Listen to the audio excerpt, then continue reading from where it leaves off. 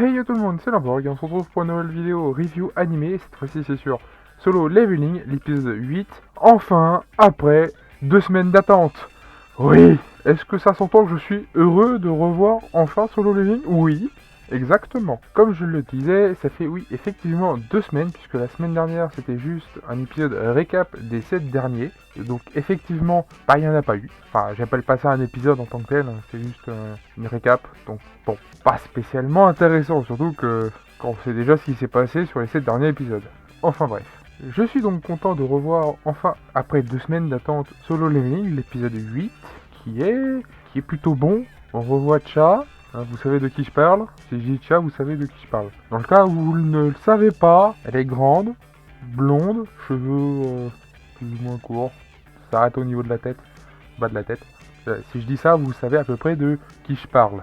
On est bien d'accord. Cha, on la revoit 2 fois, incroyable. Bon, une fois, la première fois, elle fait son sport, si tu veux, elle court.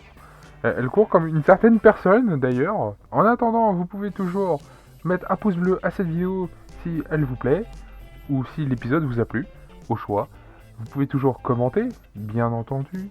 Si vous avez quelque chose à dire, un conseil à me donner pour m'améliorer, ou juste si vous avez kiffé ou pas du tout l'épisode, vous abonner si c'est pas encore fait, et également mettre la cloche sur toutes pour ne manquer aucune vidéo. Voilà. Sur ce, on peut enfin commencer. Alors, ça commence, cet épisode 8 commence à l'hôpital. Oui, ça commence bien. Pourquoi à l'hôpital? Parce que notre personnage principal, c'était Sung, va voir sa mère à l'hôpital. Et on apprend enfin le nombre d'ingrédients, même si on ne sait pas ce que c'est comme ingrédient, mais on a au moins le nombre d'ingrédients pour ce fameux élixir.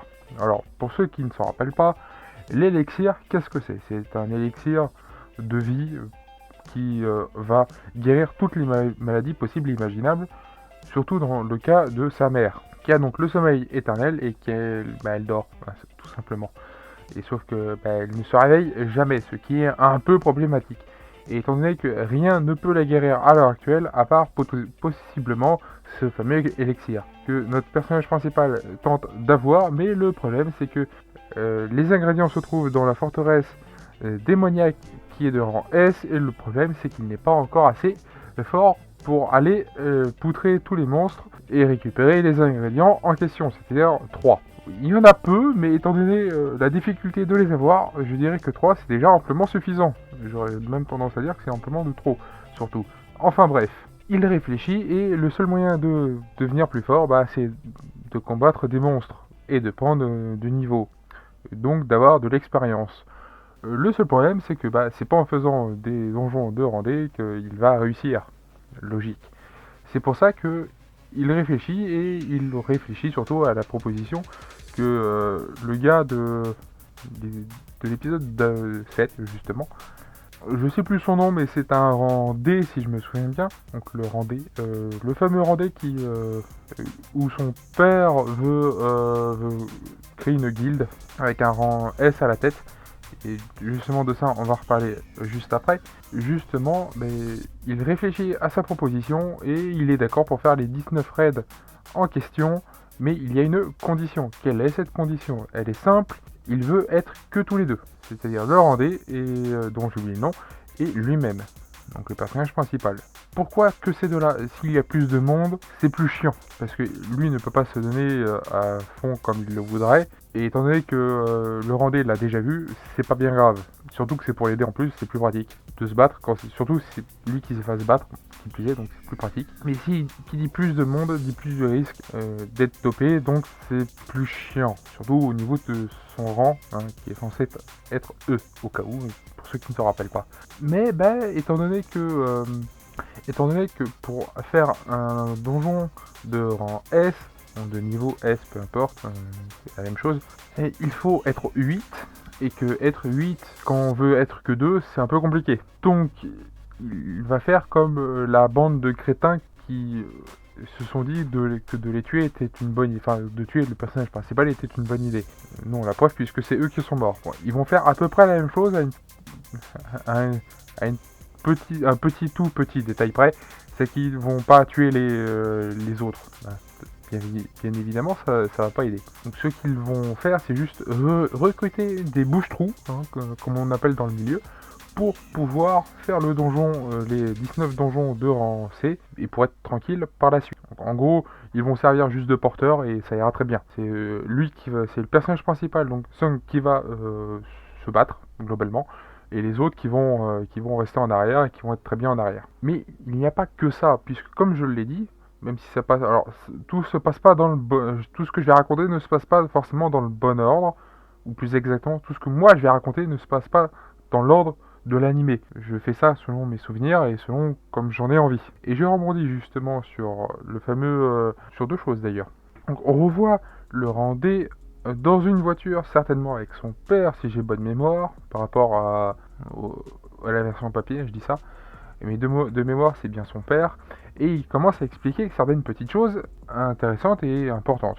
Entre autres, il y a donc l'association des chasseurs qui régule les chasseurs, qui les fiche, qui s'occupe d'eux, qui font en sorte de connaître leur rang, hein, tout simplement. Tout ceci, c'est l'association des chasseurs qui s'en occupe. Mais c'est une association publique, c'est un organisme public. L'association des chasseurs est publique en soi. Tout le côté privé, c'est plutôt les guildes. C'est eux d'ailleurs qui ramènent le plus d'argent en soi, puisqu'il y en a 5 d'entre elles. Alors j'ai pas les noms en tête, hein. Il y a entre autres Faucheur, Tigre Blanc et Hunter. Il y en a 2 autres, mais je les ai complètement oubliés. Donc, en gros, il y en a 5. Les plus importantes, les plus grosses, et ceux qui ramassent le plus d'argent. C'est bien beau, mais il y en a que 5. Enfin, il y a surtout ces 5 là, et c'est toujours les mêmes. Donc, lui aussi voudrait bien avoir la part du gâteau. Ce qui est un peu compréhensible, bien entendu. Qui ne voudrait pas faire partie d'un tel groupe. Parce que les admirer, c'est bien, c'est ce qu'il dit. Les admirer, c'est bien, mais faire la même chose, c'est peut-être mieux. Parce que se remplir les poches en les regardant, on ramasse pas grand-chose, mais en le faisant aussi, on ramassera beaucoup plus. Bon. Mais il n'y a pas que ça, puisque, comme je l'ai dit, il cherche un rang S pour être maître de guilde. Et ils cherchent un peu tous les rangs S possibles. Et entre autres, Cha, puisque l'un d'entre eux va voir Cha pour potentiellement la recruter. Or, elle ira voir son boss, j'imagine, de mémoire en tout cas, pour lui faire son rapport, que comme quoi l'un de ces gars-là a essayé de la recruter pour être maître de guilde, puisqu'elle est rang S, mais elle a refusé. Ce qui est un peu triste quand on connaît la suite de l'histoire, mais c'est pas grave, c'est un détail. Alors je passe plein de détails qui sont pas forcément importants, mais pour ceux qui ont vu l'épisode, vous savez de quoi je parle. Il y a également notre personnage principal, Song, qui a été appelé par l'association pour s'occuper d'un donjon de niveau D. Pas très important en soi, mais ce qui est marrant, c'est qu'on va voir plein de personnages qu'on a déjà vus au début de la saison 1. De cette saison 1 et au début, vraiment sur les 2 premiers épisodes. Oui, en gros, une petite troupe, la petite troupe du début, pour le premier donjon, se reforme. On croirait une mauvaise blague d'ailleurs, mais peu importe. Entre un gars qui a perdu son bras, les deux autres enfin 3 autres même, qui ont plus ou moins confiance, que ce soit en eux ou en lui, peu importe. Et notre personnage principal qui arrive comme une fleur, que alors quand je dis confiance, c'est pas forcément confiance, elle a perdu confiance, l'oubliable qu'on revoit. Est-ce qu'on va la revoir encore longtemps? Je ne suis pas sûr. Peu importe, mais elle qui a plus ou moins perdu confiance en elle, et sa mère qui l'a appelée, qui lui a bien fait comprendre qu'elle devait rentrer parce que c'est une grosse merde. Voilà. Le gars qui a perdu son bras, qui ne veut pas arrêter parce qu'il doit payer les factures, comme tout le monde. Et les 2 autres, il y en a un qui a des enfants, donc il y en a un qui va passer, l'un de ses enfants va passer au collège, la plus petite va passer en maternelle, donc pour payer ça, faut avoir de l'argent, et pour avoir de l'argent, faut continuer à faire à faire des raids dans des donjons. C'est dangereux, il le sait, sa femme le sait, mais il n'y a pas vraiment le choix. Et l'autre, on l'a pas vu, ou peut-être que si, mais que j'ai oublié. oui, on peut pas dire que ces personnes-là m'intéressent vraiment, alors forcément ça aide pas. En tout cas, ils vont faire ce raid puisqu'ils ont tous ceux-là ont accepté de faire le raid en question pour le donjon de niveau D, mais il manque quand même du monde. 3 personnes, enfin 4 théoriquement, euh, le quatrième et c'est juste un surveillant. 3 personnes se rajoutent à ça, donc à ce petit groupe. Mais ce sont des chasseurs. Alors ce sont des chasseurs, oui, mais des chasseurs criminels. Et donc d'où la quatrième personne qui est censée surveiller les 3. Alors personnellement, je trouve ça peu. Comment ça? Pour la simple et bonne raison que il y a trois criminels qui vont entrer dans un donjon. On dirait le début d'une mauvaise blague, mais non pas du tout. Donc il y a 3 chasseurs criminels qui vont entrer dans un donjon avec un seul surveillant pour justement les surveiller. Et vous voyez pas un problème, vous? Parce que ça sent la merde, hein, au cas où. Je ne spoil rien, parce que merde, j'ai oublié ce passage-là. Mais je ne spoil en spoilerant rien. En spoilerant rien, je me dis que personnellement, il y a un truc qui cloche. Un seul surveillant pour 3 gus, ça me paraît peu quand même. Vous cherchez sérieusement des emmerdes, les mecs. Et ça, c'est de l'association au cas où. Hein. Alors, personnellement, ça me paraît peu. Après, peut-être que c'est juste moi. Mais quand même. Donc, ils doivent également choisir au passage un chef d'équipe. Le même chef d'équipe qui, le même va se proposer encore une fois pour être chef d'équipe.